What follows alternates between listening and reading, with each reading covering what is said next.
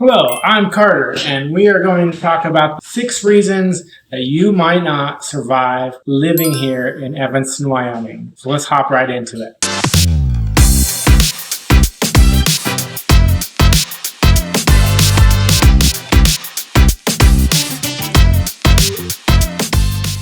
Hey y'all, are you thinking about relocating to Evanston, Wyoming?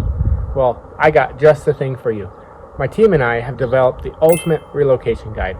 This guide will save you hours and hours of research, citing a lot of the great top employers, hospitals, and a boatload of other stuff. This is just the thing you need to know and have for relocating to Evanston, Wyoming. And it's 100% free. Free for you. Yeah, that's right. You heard me right. 100% free. It's down in the description. Let me know what you think. Have a great day. So the first reason is that extreme weather. We get that -20, -30 real feel in the wintertime where it's just brutally cold. Lots of snow, lots of cold, and it lasts a really long time. In our summers, the high heat in the 80s is kind of hot, but it is short-lived, very short-lived. Hot, short-lived, but lots of cold winters. It just feels like it goes on for eternity. So that's the cold winters feel like here. Reason number 2. There isn't much to do here in Evanston, Wyoming, aside from, unless you're an outdoor enthusiast, not a lot of stuff to do. We don't really have a lot of indoor activities, especially in the winter time. We do have a bowling alley and a movie theater. Besides that, not a lot to do. We do have the rec center, which does provide a little bit of indoor activities, but mainly Wyoming is catered towards those outdoor enthusiasts, the fishing, hiking, camping kind of guys that are ready to get out there in any sort of weather that they might face.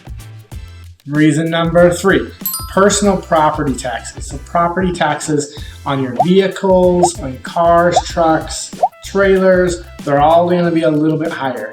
Utah, I was paying about $200 a year for taxes. Now I'm closer to $500. So you can expect that big pay bump in the price at the counter on personal property taxes. Number 4, the job market isn't very big. There's not a lot of jobs here unless you're working remote. Our big employees are the state hospital. We have a couple grocery stores, a lot of little mom and pop shops. So if you're looking for that in-office job where you're there, and we don't have Adobe buildings or Google buildings, Amazon buildings, so the job growth is not super high here in Evanston, Wyoming. Number 5, isolation. We are super isolated from everyone. Like I was saying, the job growth isn't super high, so we don't have a lot of stores that you can just run and grab some new clothes at. Everything is really super limited in what you can get up here. Yes, we're only 45 minutes away from Park City, but sometimes that's a pain and people don't want to drive all the way to Park City to get that one special thing. So a lot of people use Amazon. A lot of people order stuff online, and that's completely fine depending on where you're living.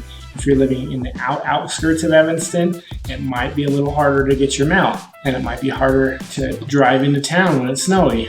Along with the small town feel, some people aren't all right with it, because I notice in a lot of big cities, you might know your neighbor or your other neighbor, but here, your neighbor's Uncle Larry down the road will know you and what you're up to. I remember a story when I came here, when I first moved here.